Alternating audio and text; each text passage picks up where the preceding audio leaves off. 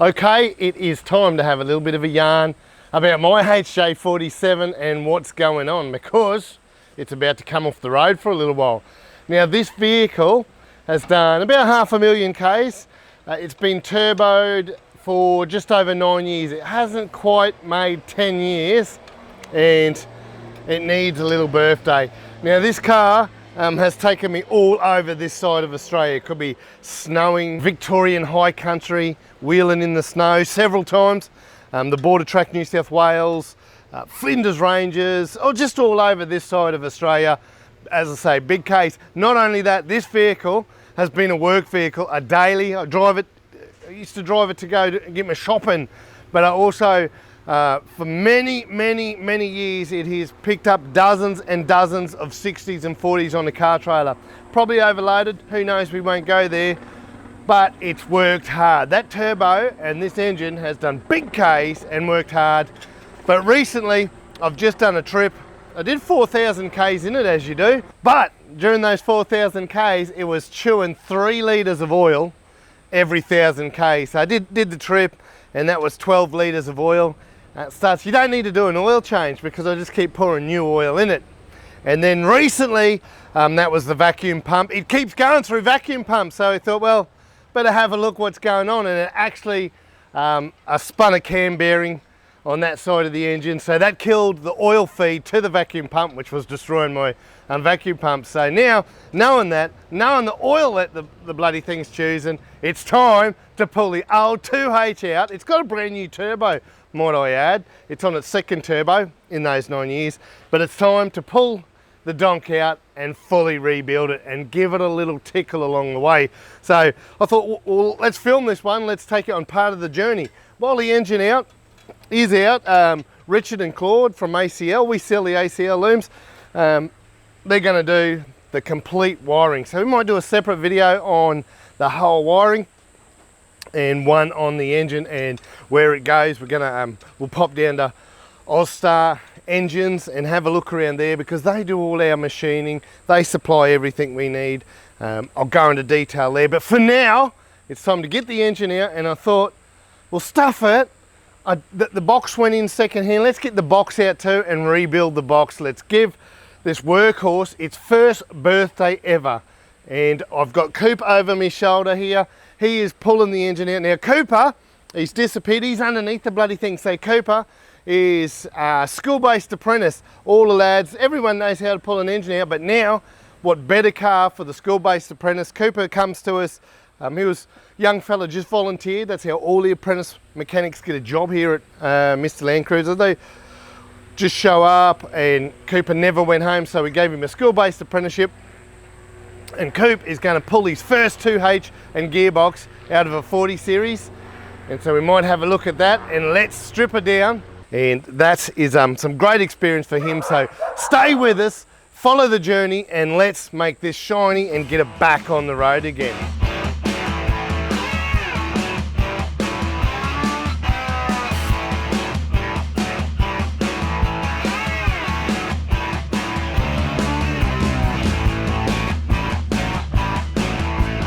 So an engine like this one, the difference is when it comes here, it'll get its caustic clean, its crack testing. I'm talking about the block and the head will get crack tested. The head gets its pressure test, its sonic test, the head's rebuilt here. Anything bore, you know, they bore it out for those that need it. The petrol ones with their, even just little things like machining the followers, the camshaft followers, the camshaft itself gets tested, crank gets tested and machined, the things that you're not going to do at home just by throwing a kit in. So for the guys that shop at Mr Landcruiser, they bring us the whole car, we remove everything, freshen it all up and get our long engine, rebuild it, or put the accessories back on. We put the first 500 Ks on it, run it in, go over it, do, you know, your vacuum, your fuel, your electricals, and cooling, anything for your engine conversion or just straight in and out. The guy at home pulling his own engine out, you need Ozstar Engines. This is the shop. You just come here direct, talk to Scotty. It could be at any stage of your build you need him. Even things like, this is ours, this is off a 12HT. We just want it machine the surface on the manifold. That's all we wanted. So guys at home, Ozstar Engines Caboolture. Now, we're going to come back here the next you see the Mr Landcruiser crew. We're going to come and have a look at this being rebuilt and watch it all unfold here at Ozstar.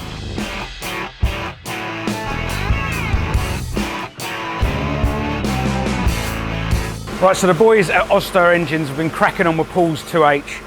It's got to a point now where we should really come and have a look at it because they've picked up a few things. Now, I've come down here today to look at some of the process because when you guys are having your engines rebuilt, you do not want to cut any corners. And here at Ozstar Engines, they certainly don't do any of that. So the guys have stripped the engine down fully into its little component parts. And then the first part of the process, it goes into a hot jet wash, which is basically a jet wash that's inside a big drum. There's jets shoot up, hot water jets shoot up from everywhere, and that just gets your dirt, your grease, grime, all that kind of stuff off the surfaces of any of the parts, which is very cool. Now that doesn't do the best job. It then goes from there, gets blown off, and it goes into the acid bath. It says acid bath on the big tub, but it's actually alkaline. It's quite the opposite. It's a caustic bath. You can't put anything in there that's not non-ferrous, so like aluminium, brass, anything like that. It will just destroy it. So the only bits that go in there are the main components like cast iron heads, blocks, con rods, all those kind of bits. And this is when it comes out of there. It's basically clean. It's got rid of all the grease, all the grime that was left over from the jet wash, and that's where they can then do the tests on them. Now, this is Paul's head we got here in front of me. There's a big no good been written on it because this is where they do the crack testing. Now, this is really critical when it comes to rebuilding an engine.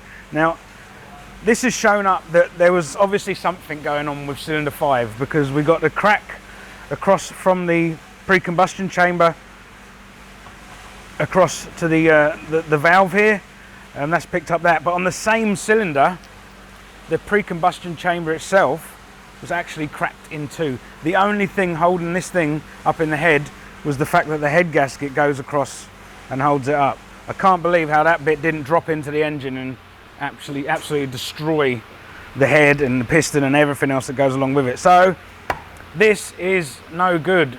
So we're gonna have to go through the yard and find another cylinder head. We'll get CJ to start pulling heads off of old Generation 1 engines to see if we can find a cylinder head, sorry. If the block has come out of the bath, that's all good. So they've checked for cracks in the crankshaft and the block, and the con rods and all that have all come up. They've all been sized up and they're all good, so they're ready to go. The only thing holding this up now is this cylinder head, so we better get back to Mr Landcruiser yard and strip this engine down to find a good head.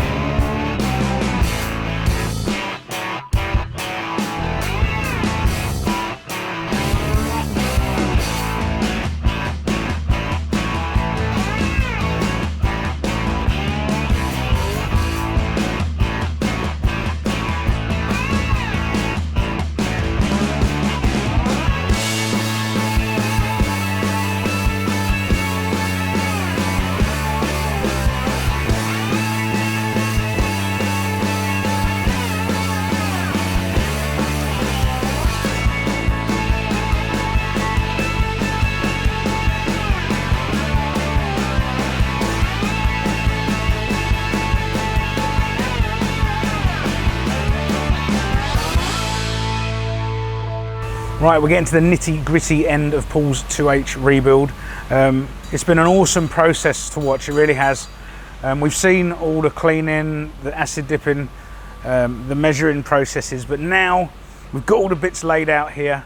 We're going to go through each component and talk about the process that they go through to be ready to go into a new engine, and why we go into this depth. You know, I've heard guys on the forum say they spent £2 rebuilding an engine. Now they might have done. They might have stripped it down, put a kit through it, some bearings and some pistons, but they definitely haven't gone into the detail that they have here at Ostar Engines. Now, they have not left any leaf unturned. They really haven't. As you can see in front of me here, we've got a great example. We've got the crankshaft. Now, this goes into a big machine where it gets spun up. They measure the tolerances. They see if it needs grinding. So they grind all the journals down if needed, and then that's all to specification for new oversized bearings or whatnot. And then all this stuff, you've got to remember, gets balanced, lightened and balanced. So when, you know, 2H is a clunky old engine, and they try and get it as refined as possible when they go back together. Over here we've got the pistons. These are Engines Australia pistons. Now, because they're a liner, they can use standard sizes. They don't have to oversize the bore. You can do if you want to, but there's no need for us. So we've got standard pistons here, all 6 of those, all nice. So these are the original conrods. There's nothing wrong with them if they measure up right and there's no cracks or anything. Another thing to say is we look back in that process and all the crack testing and everything that went on, which showed up a cracked head in Paul's case. So we'll get to the head in a minute. Moving down, you'll see all these pieces have all been cleaned. We've seen the cleaning processes, painted, brought back, checked. All the oil coolers inside here have all got, that'll all have new gaskets in it, new O-rings, all ready to go back in. We've got a brand new camshaft here, so no machining to go on there. Obvious things like the sump, and we've got our drain back into the sump there for the turbo. It's still there from the old engine. Now, normal things, just components, water pump, engine mount, stuff like that. Inlet manifold, all nice and clean. Now, this is an interesting one. So we've got our rockers here. Now, anybody who's ever taken a 2H apart will know that on this surface here that runs along the top of the valve, you always get a little indent. So when you're actually using your feeler gauge to adjust your valve clearances, you're not actually getting a true reading because there's always a little indent up inside here. So these have all been machined, heat treated, ready to go another 40 years. Very cool. Just normal things, Edic motor, everything's just clean, new thermostats and stuff like that, ready to go. Injector lines all cleaned, painted, ready to go. Now, head. This is head number 2. Paul's original head had actually been crack tested, and it's shown up a few cracks between the pre-comp chambers and the valves themselves. So it failed the test, so in the bin it went, and we went round the yard looking for a new one. So got that down here, had it cleaned, and this is how it's turned up. It's just a testament to what they do down here at Ostar Engines. All new Welsh plugs throughout, all new valve stems. We got all the valve seats have been cut in, new valve seats, new valves, new pre-comp chambers, decked head, ready to go for Paul's new engine. So no stone unturned here. It really is. Look, it's just a beautiful thing. Can't wait for it all to be assembled. Now, an interesting thing we've got over here is the flywheel. Now, here at Ostar Engines, they've got a diamond cutting head. Now, not just a stone.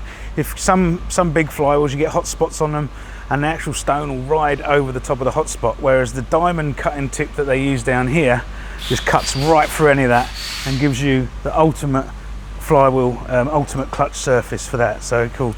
The mechanical diesel pump. Now that's been gone right through by the guys here at Ostar Engines, and also the injectors, very important.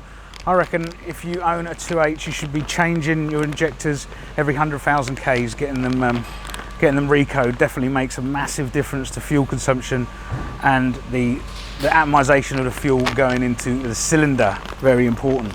The heart of any engine is the engine block. Now, this has all been line bored. We've got new cylinder liners in there, and that's very cool to process. I was down here when they did it. They go into liquid nitrogen to shrink them, and then they get slotted in, and then they go off. And it was a really cool process. I got to see all 6 of these go in, and that ensures a good tight fitting in there, and then once that's gone off and it's back to ambient temperature, then they can machine the bores themselves to get the tolerances right for the new pistons. We've got new bearings in here ready to go. I mean, literally, when I leave here now, after this, they're going to start assembling this engine, and in a couple of days we're going to be able to start fitting it back in the engine bay back at Mr Landcruiser. So this is just awesome. The way you see it all set out here is just, it's mad how many components go into a 2H engine, an old clunker of a 2H, but they're going to go back together now. Can't wait to get it back to Mr Landcruiser and pop it in the engine bay, get this thing running again. It's been a while now, and I reckon Paul's getting a bit itchy.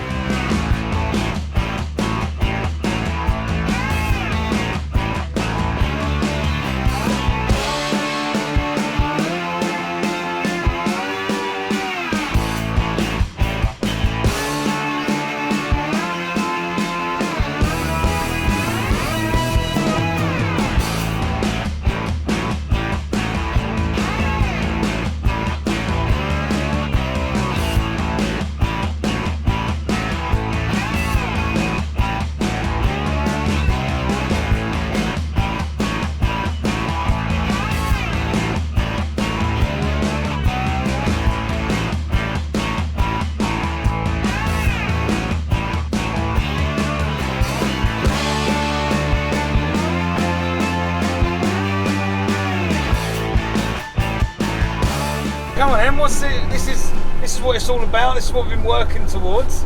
It's done, mate. Done. Yeah. I've actually done 1,000 Ks. It's due its first service, mate. Yeah, right, cool. And, already? Yes, already. So you're enjoying it then? It didn't take long to call it. It's back to being my daily now. Yeah, cool. So your old engine, I remember it being quite comical. You know, it'd start up like a old tractor or something. Yeah, like yeah. Take a while, a few glows, and when it did finally fire, it would like fill the yard up with bloody smoke. Unburned fuel just everywhere. Yeah. So now, obviously, mega compression. Yep. Injector's done, pump done.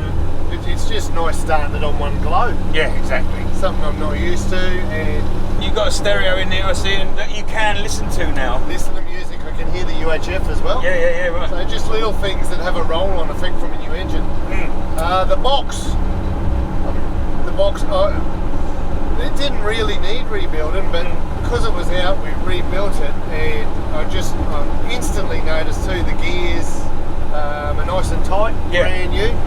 You know, it's a little bit harder to select. They're coming easier now, but that's... Yeah, as it runs in.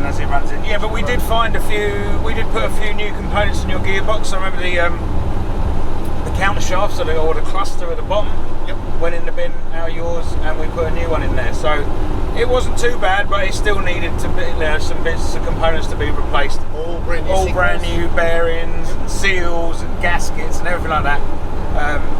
Plus we had it blasted and painted, so it's come up real nice now. So it's basically a brand new gearbox. We run the Terrain Tamer overhaul kit. Yep. Really comprehensive, but Mr Landcruiser does this on all the boxes, as you know. We add a first, second hub synchro. Yep. That's something not in the kit. We make up virtually our own kit. That's right. We're the Japanese first, second hub synchro. Yep. So this has got the full kit and caboodle. So now, new box, new engine, done me 1,000 Ks. It's got the whistle and soot. Yep. We talk about turning that up a bit, but what is it, about 12 pound? Yeah, I think yours could do with a bit more fuel, but we've just been real mild on it just for the run-in period. And then once we're happy with it and we know that everything's cool, we can start pushing it up from there. But I don't think you need much more, mate. I think this is driving awesome. Mate, I am over the moon. This is definitely my first rebuild. This thing is, I go to the dump, weigh it.